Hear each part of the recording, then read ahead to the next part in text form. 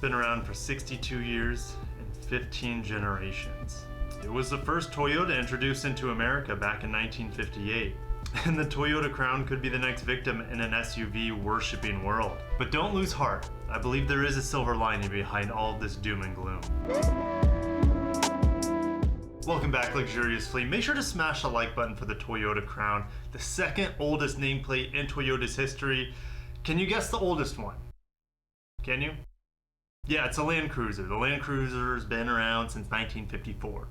It's old. It's really old. So is the Toyota Crown. Let's get into this heartbreaking news today. Over at Motor One, Toyota Crown SUV is reportedly planned because nothing is sacred anymore. That's alluding to the cancellation of the sedan, because it's always been a sedan, and the transformation of it into an SUV, similar to, let's say, the Eclipse Cross. Now, the Eclipse didn't have anywhere close to the prestigious reputation of the Crown, but it's just a sign of the times. Let's keep reading. A worrying report from Japan claims that the Crown could become an entirely new vehicle for what would be its 16th generation, an SUV. It's currently based on the TNGA-N platform, and to my knowledge, it's the only vehicle on the TNGA-N platform, which is a shortened wheelbase, to my understanding, based off the TNGA-L platform, which we see in the LC500 and the LS500. This doesn't really come as a surprise for me. Rest in peace, Lexus GS, when that was canceled, and we never got the Toyota Crown Lexified in the United States.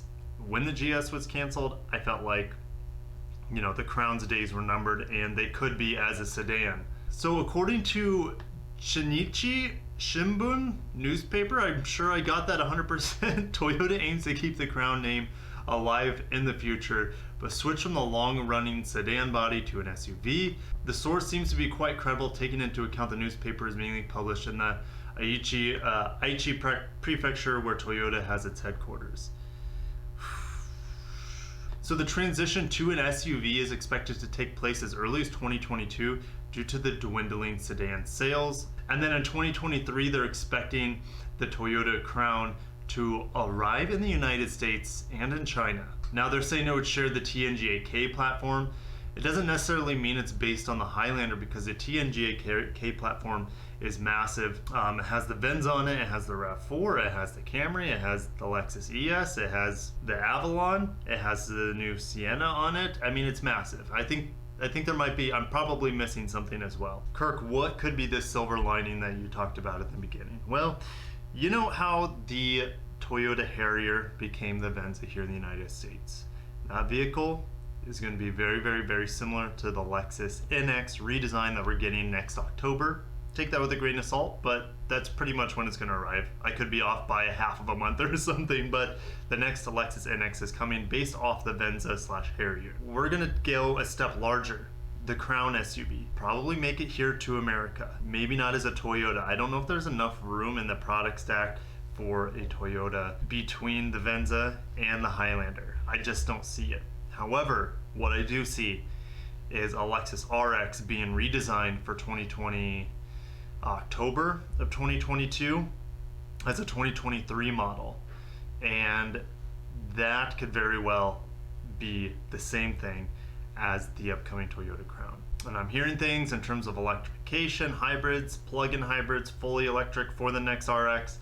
Take that with a grain of salt as well. That vehicle could very, very, very, very, can I say very enough?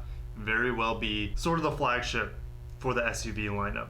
Haven't heard anything on the LF1. As much as I'd want that vehicle to come, if they're able to bring enough powertrains and enough luxury and enough options and packages to the best-selling RX, make the RX the best RX you can. Make that the flagship SUV based on this Toyota Crown. Guys, I'll see you in the comments on this. It's a little disheartening, but like I said, I think we're gonna see the greatness of the Crown come through in the Lexus RX. Take that with a grain of salt, but that's what my gut's telling me, and based off the timeline, the size of the vehicle, the platform, everything seems to make sense. Maybe bookmark this video, because maybe we'll come back onto this a year from now as this story develops. Will it become a Lexus RX? Will this Crown come to the United States as an SUV? I don't think so, but it will come as a Lexus RX. So we need to move forward because we do have a lot of news today. I'll see you in the comments there.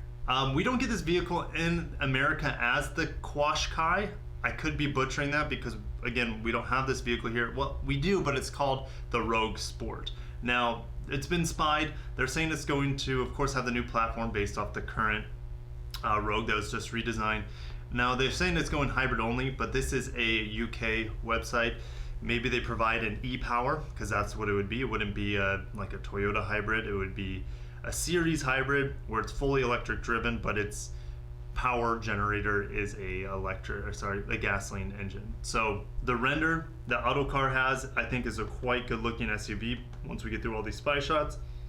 It looks good. Now those wheels are like 23s or nothing but 23s on this vehicle, but a lot of people have been asking me about the Qashqai, and I don't know a whole lot about it, but I figured I would just let you know that it should be coming pretty soon. They're saying debuting early next year, early 2021. So, and they say underpinning the new Qashqai is a new version of the Renault Mitsubishi Nissan CMF-C platform overhauled to enable greater electrification. It also reduces weight and increases in stiffness.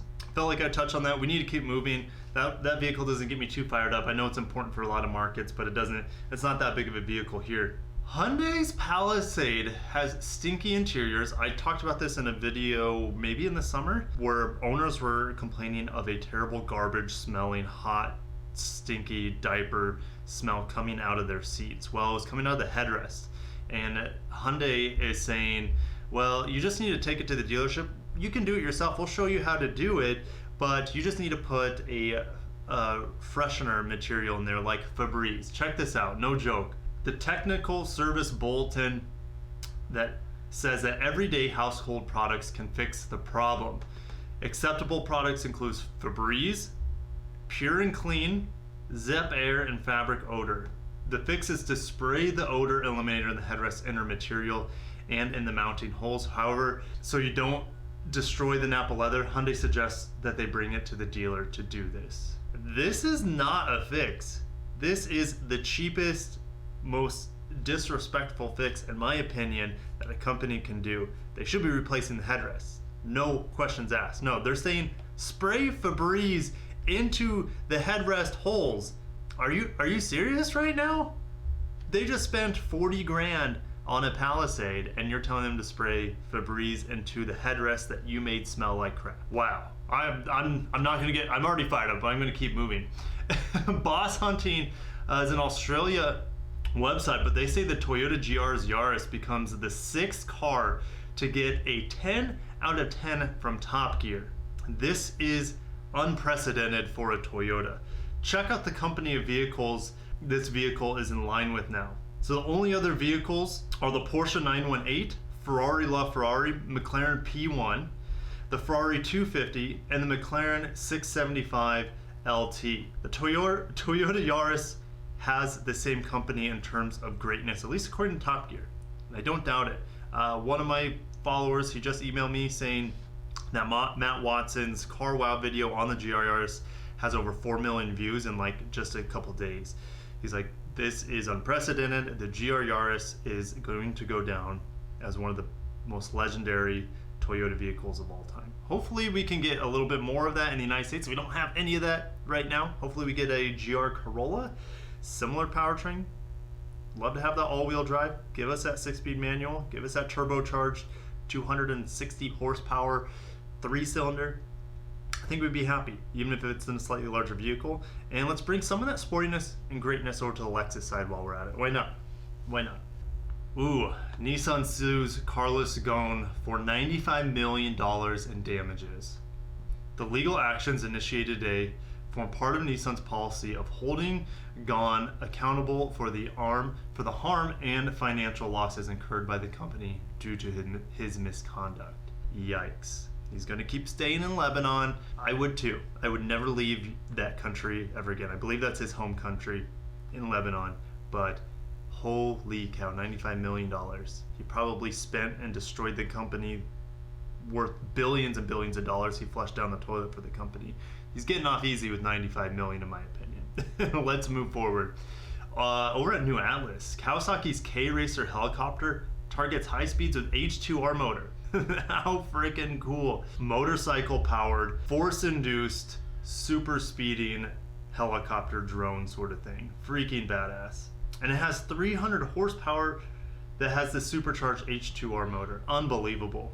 Now Kawasaki makes equivalent to $15 billion in revenue, and only 3.2 billion of that comes from the motorcycle and engine division. They also have a lot of investment in energy systems and plant engineering, and also from machines and robotics.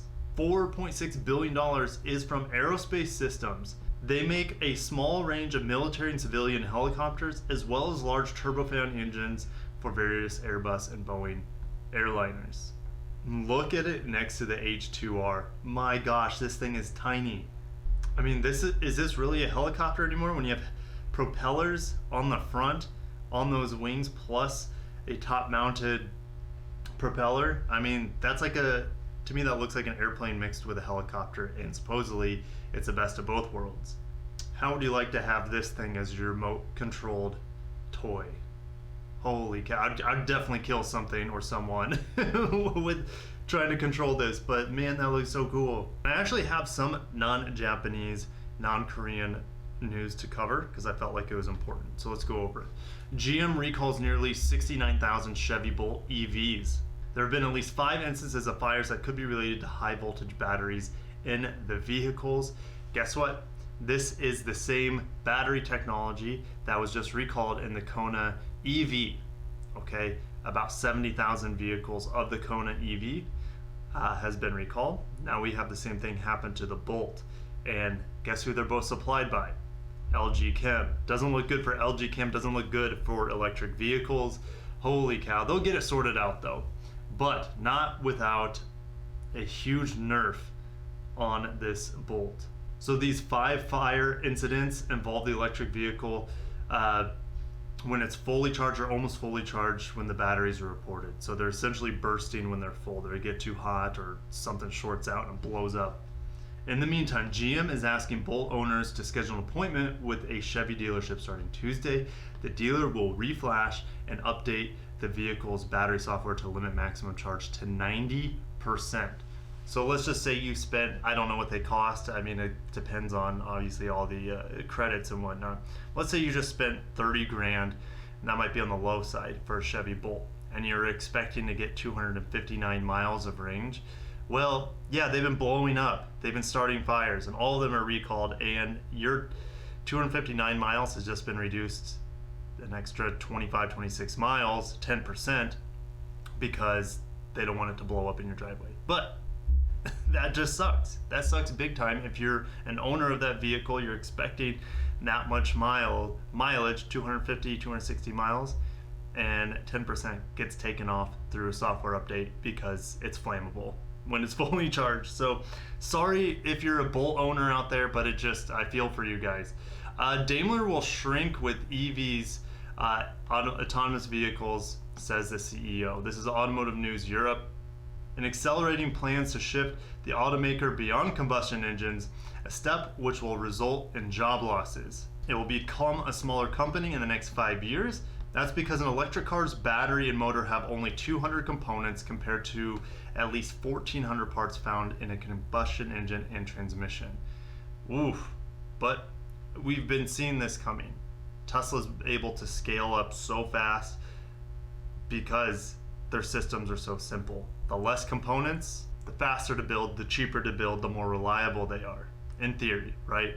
If one of those parts is faulty on a 200 part vehicle, then it's not reliable, but you know what I'm saying.